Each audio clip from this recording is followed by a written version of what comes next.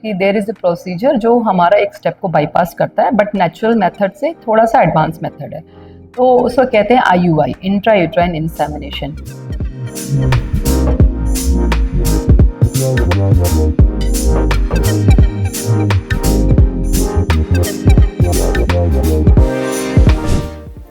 नमस्कार, मैं हूं आपके साथ सादिया और आप देख रहे हैं ज्ञान वार्ता की खास पेशकश रूबरू सिलसिला अनकही बातों का।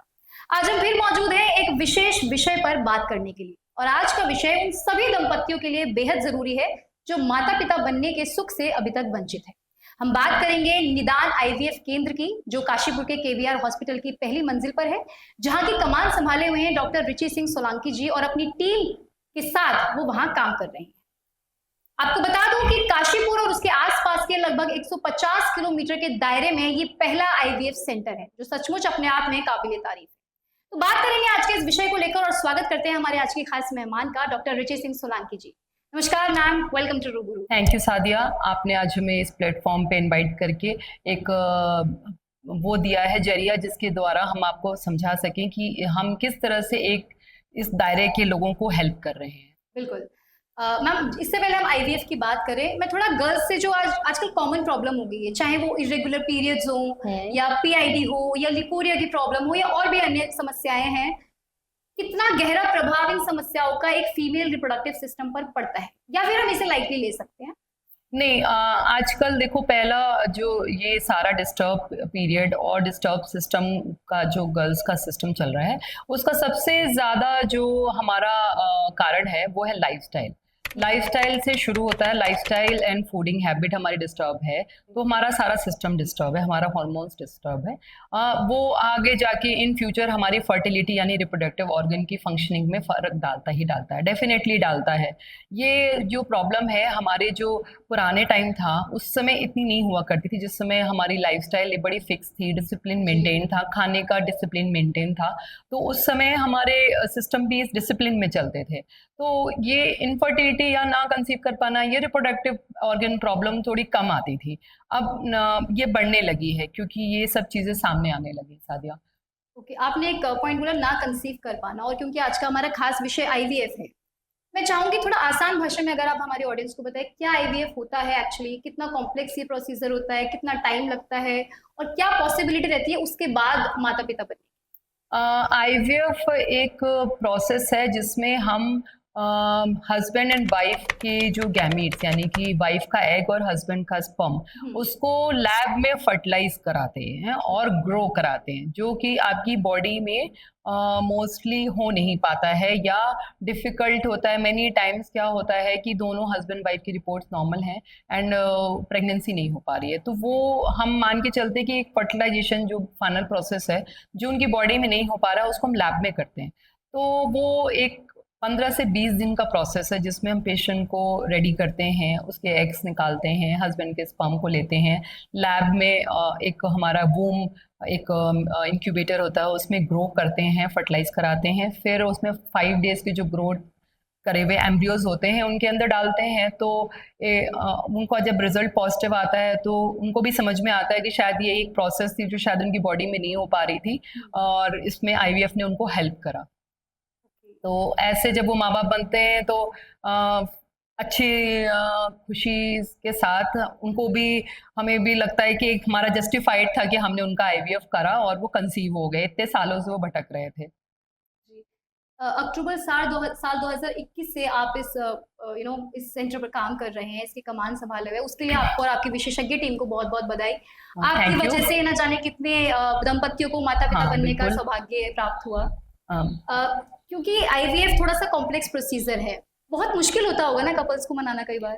थैंक यू सादिया, पहले तो क्योंकि हम आपको, आप इस बात को कम से कम क्रेडिट दे रहे हो कि हम 3-4 साल से लगे पड़े हैं, एक सिंगल हेडेड हैंडल कर रहे हैं। बहुत मुश्किल होता है कपल को काउंसिल करना, क्योंकि छोटा टाउन है, सबके पास ये सोच के उनको लगता है कि बहुत ही कॉम्प्लेक्स प्रोसेस है, ये उनके बस की नहीं है।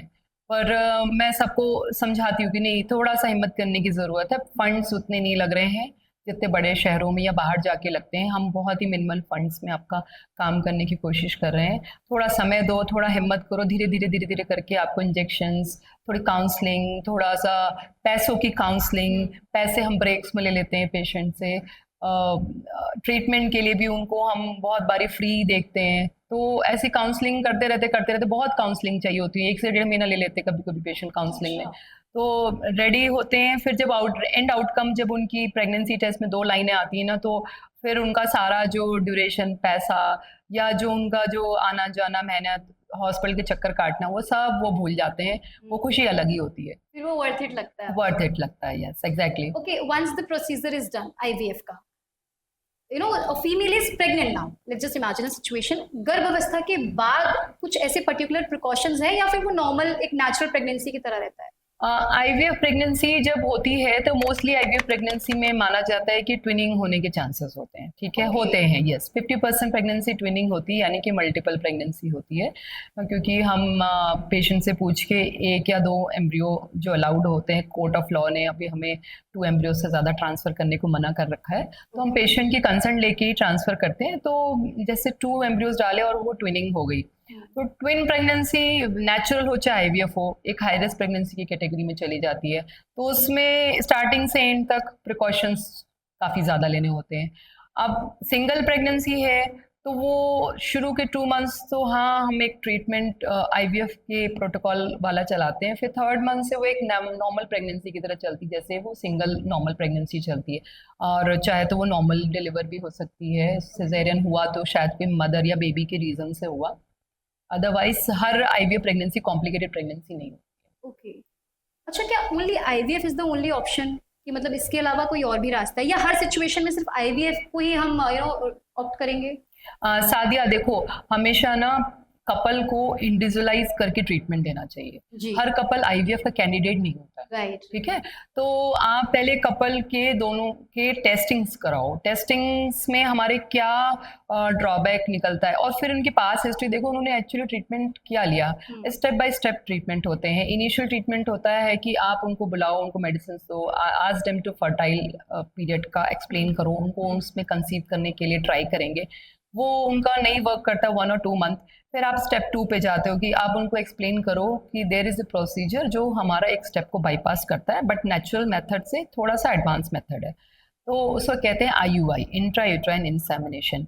इसमें बेसिकली हम एक स्टेप बाईपास करते हैं, जो सीमेन सैंपल होता है उसको यूट्रस के अंदर ड्रॉप करते हैं।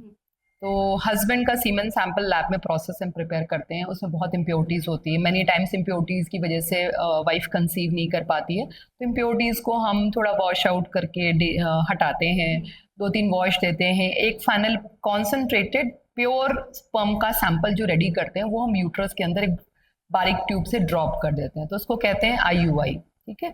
इस ओपीडी प्रोसीजर होता है, जिस पेशेंट को आधा एक घंटा रेस्ट करना होता है और उसके बाद पेशेंट घर चली जाती है, नॉर्मल काम कर सकती है, ऐसे कोई बेड रेस्ट नहीं होता है, और बहुत सारे कपल उससे ही कंसीव कर जाते हैं, ठीक है। तो ये आईवीएफ से पहले कुछ प्रोसीजर हैं जो इंडिविजुअलाइज करे जाते हैं अकॉर्डिंग टू कपल की रिपोर्ट्स एंड उनका ड्यूरेशन ऑफ इनफर्टिलिटी।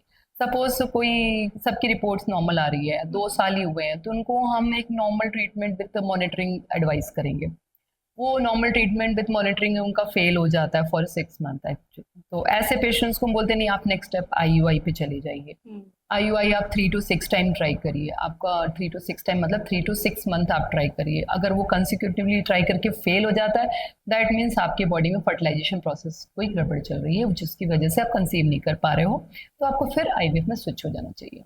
ओके, ठीक तो है, उससे पहले आप पूरा प्रोसीजर उनको समझाते हैं कि आपके हिसाब से आपको ये ट्रीटमेंट स्टार्ट करना चाहिए। पर आज की डेट में सबसे बड़ी प्रॉब्लम ये है कि कपल को पेशेंस नहीं है, तो जो मैंने जितने ड्यूरेशन बोले उतने ड्यूरेशन तक लोग आजकल फॉलो नहीं करना चाहते, उनको लगता है जल्दी से जल्दी रिजल्ट मिले, तो इसलिए भी आईवीएफ में जल्दी स्विच हो जाते हैं लोग। ओके मैम, एडवांस टेक्नोलॉजी का ज़माना है, बात अगर पर्टिकुलरली आईवीएफ की जाए तो निदान सेंटर पर क्या एडवांस टेक्नोलॉजी का इस्तेमाल किया जा रहा है? निदान सेंटर पे आईयूआई तो हम करते ही हैं, निदान आईवीएफ में हमारे पास आईवीएफ बैंक भी है, यानी कि हम स्पर्म डोनर बैंक भी यूज़ करते हैं, एग बैंक भी है हमारे पास। तो सपोज दोनों कपल की रिपोर्ट नॉर्मल है तो हम उनका आईवीएफ या इक्सी करते हैं। आईवीएफ इन अ सेंस कि हमने एग लिया और उस पर स्पर्म एक पेटी डिश में छोड़ दिया और उसको 5 डेज तक फर्टिलाइज और एम्ब्रियो बनने के लिए हम ग्रो करने के लिए छोड़ देते हैं। इक्सी एक प्रोसेस होता है जिसमें हस्बैंड का सैंपल बहुत कम होता है, वाइफ का सब कुछ सही होता है। अब उसमें सैंपल में स्पर्म की काउंट कम होते हैं तो ऐसे केसेस में क्या करते हैं, हम सिंगल स्पर्म को एक माइक्रोनेडल से कैच करते हैं और एग में इंजेक्ट करते हैं। उसको कहते हैं इंट्रासाइटोप्लाज्मिक स्पर्म इंजेक्शन, इक्सी। तो ये एक डिफरेंट मशीन होती है जिसके माइक्रोस्कोप में हम 7000 टाइम जूम करते हैं, फिर माइक्रो वैक्यूम एंड माइक्रोनेडल से ये प्रोसेस करते हैं। ऐसे मतलब ये इस टाइप के कपल के लिए है। फिर अब कपल ऐसे हुए कि इसमें हस्बैंड का सैंपल बिल्कुल भी निल है, वाइफ का एग अच्छा है, तो फिर हमारे पास स्पर्म बैंक है। उस बैंक से हम सुटेबल हस्बैंड से मैच करता हुआ सैंपल लेते हैं और प्रॉपर टेस्टेड सैंपल होता है और विद कंसेंट आईयूआई करके उनको प्रेगनेंसी देने का ट्राई करते हैं। मैनी टाइम्स वाइफ के एग नहीं होते, उनका यूट्रस सही होता है पर हस्बैंड का सैंपल अच्छा होता है।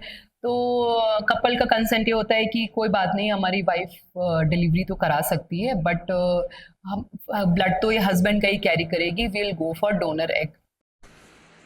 मैम, हर विषय को लेकर कुछ ना कुछ मिथ समाज में होते हैं। बात अगर आईवीएफ की करें तो क्या ऐसे कुछ मिथ हैं जो आप चाहेंगे कि आज हमारी जनता को बता लेने चाहिए? हाँ, लोग आईवीएफ को मिथ अभी भी मानते हैं। सबको लगता है कि आईवीएफ प्रेगनेंसी है तो कंसीव तो हो गए, ठीक है, पर किसी तरह से पता नहीं चलना चाहिए कि हमारी प्रेगनेंसी आईवीएफ प्रेगनेंसी है। ये हमारे पास बहुत बड़ा चैलेंज होता है। हम एक कपल को प्रेगनेंसी देते हैं, हमें बड़ी खुशी होती है अरे हमारी पेशेंट आईवीएफ से प्रेग्नेंट हो गई। फिर एट वन पॉइंट जब प्रेगनेंसी फॉलोअप में पेशेंट आना शुरू करती है तो बोलती मैडम हमारे रिलेटिव्स आए, please don't let them know कि इट्स आईवीएफ प्रेगनेंसी। तो वी मेक श्योर कि हाँ, पेशेंट की प्राइवेसी, कपल की प्राइवेसी मेंटेन रहे। बट एक ये मिथ है, लोग डिस्क्लोज नहीं करना चाहते कि वो जो प्रेगनेंसी है वो आईवीएफ प्रेगनेंसी है। पता नहीं, समाज में शायद अभी भी ये चीज़ मानी जाती है कि difficulty in conceiving for a couple is like taboo. Right taboo in a sense, I guess, like we can say कि वो कुछ इस चीज को बहुत बड़ा कुछ मान लेते हैं, बड़ा कुछ मानते हैं कि ये तो नेचुरली क्या कंसीव्ड है तो बहुत बड़ा अचीवमेंट है। हाँ। She has taken treatment and conceived is like उसमें बहुत बड़ा ड्रॉबैक है, उसकी कमी है। Right. That is why she is taking, not he, she is taking. Right this is तो शी फीमेल, बीइंग फीमेल, उस बेचारे को इस चीज को काफी हाइड करके रखना पड़ता। Pleasure of becoming a pregnant through treatment was like वो हाइड करके रखती है। तो ये स्टीरियोटाइप्स आज भी आपको फेस मतलब पेशेंट्स में देखने को मिलते होंगे? फेस करना पड़ता है। Even educated families also they do, इन गांव के लोग तो करते ही हैं। मतलब इस चीज को हाइड करना चाहते हैं, बट ठीक है, चलो मम्मी इसको एक्सेप्ट कर लेते हैं कि मुझे प्राइवेसी है, but A one point of time शायद फ्यूचर में ये लोग एक्सेप्ट कर लेंगे। मुझे लगता है चाहे आईवीएफ हो, चाहे पीरियड्स की प्रॉब्लम हो, लिकोरिया हो, एक पहली चीज तो people are not aware of so many topics like this। दूसरा, they don't want to get aware of, उनको बात भी नहीं करनी इन मुद्दों पे। they try to like कि नहीं इन टॉपिक्स पे हम बात नहीं करेंगे। I think which is very important। हाँ, ऐसा भी आता है कि इन सब टॉपिक्स पे बात भी नहीं करना चाहते हैं कि रेगुलर है या क्या प्रॉब्लम आ सकती है, या उनको जो ट्रीटमेंट हम उनको एडवाइस कर रहे हैं उसको भी एक्सेप्ट नहीं करना चाहते। वो कहते हैं आप कुछ ऐसा दीजिए कि वो नेचुरली सब कुछ, राइट ठीक है, उसमें हमें कोई असिस्टेंस यानी कि आपकी हेल्प की जरूरत ना पड़े, यानी कि आर्टिफिशियल असिस्टेंस जो आप हमें दोगे टू कंसीव और टू रेगुलराइज थिंग्स, वो हमें नहीं चाहिए, सब कुछ नेचुरल हो जाए। तो ये बहुत बड़ा लोगों के साथ काउंसलिंग का पार्ट रहता है, जिसको हम बहुत चैलेंज है हमारे लिए। थोड़ा समय वेस्ट करते हैं पेशेंट, फिर उसके बाद मान जाते हैं, ऐसी बात नहीं है। पर कुछ लोग फिर भी नहीं मानते, वो जाएंगे हकीम के पास, वो जाएंगे बाबा के पास, बंगाली डॉक्टर के पास जाएंगे, उनसे कंसीव करने के लिए अजीब से नुस्खे लेते हैं, जिसका उनको नुकसान भी बहुत होता है। बहुत सारे पेशेंट्स उसके साइड इफेक्ट्स लेके आते हैं, जो भी चीज़ें वो यूज़ करते हैं। उसके बाद हमें भी और टफ हो जाता है उनको ट्रीटमेंट देना। तो आई थिंक ये मैसेज उन लोगों के लिए खास है जो आईवीएफ को लेके कहीं ना कहीं आशंकित रहते हैं और बजाय ट्रीटमेंट के वो इधर उधर से तमाम तरह की दवाइयाँ करते रहते हैं। दवाइयाँ भी करते हैं, मीनवाइल वो आईवीएफ या कोई भी ट्रीटमेंट, फर्टिलिटी ट्रीटमेंट आपको लेना ना, आपकी एज एक बड़ा क्रूशियल टाइम उसमें रखती है। आप अगर 25-30 ईयर्स के हो और मतलब 25 to 30 ईयर्स की रेंज में हो और आपका कोई जेन्युइन रीज़न है कि आपको एडवांस ट्रीटमेंट लेना पड़ रहा है, तो आपके कंसीव करने के चांसेस 70 to 80% होते हैं उस एडवांस ट्रीटमेंट से। जैसे ही आपकी एज एडवांस होने लगती है तो वो आपका जो कंसीव होने का चांसेस है, प्रोबेबिलिटी है, वो 10% डिक्रीज होती जाती है। 40s की एज में लगभग 40% तक बचती है, 30-40% तक। तो आपने इन सब ट्रीटमेंट में अपने एजेस या अपनी ड्यूरेशन ऑफ इनफर्टिलिटी बढ़ाते चले जाते हो। ये आपका समय वेस्ट करते रहते हैं। अब 1 महीना, 2 महीना, साल, 2 साल, 3 साल, कई पेशेंट तो 19 साल वेस्ट करके आते हैं। तो उस 19 साल में वो जो क्रूशियल पीरियड होता है जिसमें आपके चांसेस 80% थे वो आप लूज़ कर चुके होते हो। अब 19 साल बाद हम आपको 40% के स्लॉट में रख सकते हैं कि आपकी प्रोबेबिलिटी 40% है, तो लेते हैं फिर चांस। फिर तो मतलब जितना जल्दी कर ले उतना बेहतर है। हाँ, आपका जेन्युइन प्रॉब्लम है तो आपको बिल्कुल डेफिनेटली टाइमली प्लान करना चाहिए। लेकिन सच में मैम, आई मस्ट से आप और आपकी टीम उन कपल्स को पहले काउंसिल करना, उनको समझाना, फिर उनको सक्सेसफुली ट्रीट करना, आप लोग सच में बहुत अच्छा काम कर रहे हैं। बहुत सारे पेशेंट मंथली काउंसलिंग लेते हैं, फिर 6 महीने बाद मेंटली प्रिपेयर होते हैं। ज्ञान वार्ता टीम की तरफ से आपको बहुत बहुत बधाई और शुभकामनाएं कि आप इतना अच्छा काम कर रहे हैं। न जाने कितनी दंपतियों को आप ये सुख दे रहे हैं। सच में ये बहुत अच्छी और बहुत अच्छी, बहुत खुशी की और बहुत एक ऐसी फीलिंग होती है पेरेंट के लिए कि हम भी अब माँ बाप बन सकते हैं। It's a very amazing and emotional feeling, overwhelming. तो thank you so much. Thank you सारी टीम को। आई होप मेरे इस मैंने क्वेश्चंस के आंसर्स किए हैं काफ़ी लोगों के तक पहुँचे और लोग समझें कि जेन्युइन प्रॉब्लम क्या आती है। शायद काउंसलिंग का आधा पार्ट मैंने इस क्वेरी के थ्रू सॉल्व कर लिया है। बिल्कुल ma'am, thank you so much. और मैं अपनी ऑडियंस से भी रिक्वेस्ट करूंगी इस वीडियो को ज़्यादा से ज़्यादा शेयर करें ताकि वक्त के रहते उन सभी दंपतियों तक ये वीडियो पहुंच जाए जो अभी तक माता पिता बनने के सुख से वंचित हैं। फिलहाल आज के लिए इतना ही। हम जल्द लौटेंगे एक नए मेहमान के साथ एक नए विषय पर बात करने के लिए। तब तक के लिए मुझे दीजिए इजाज़त और देखते रहिए ज्ञान वार्ता।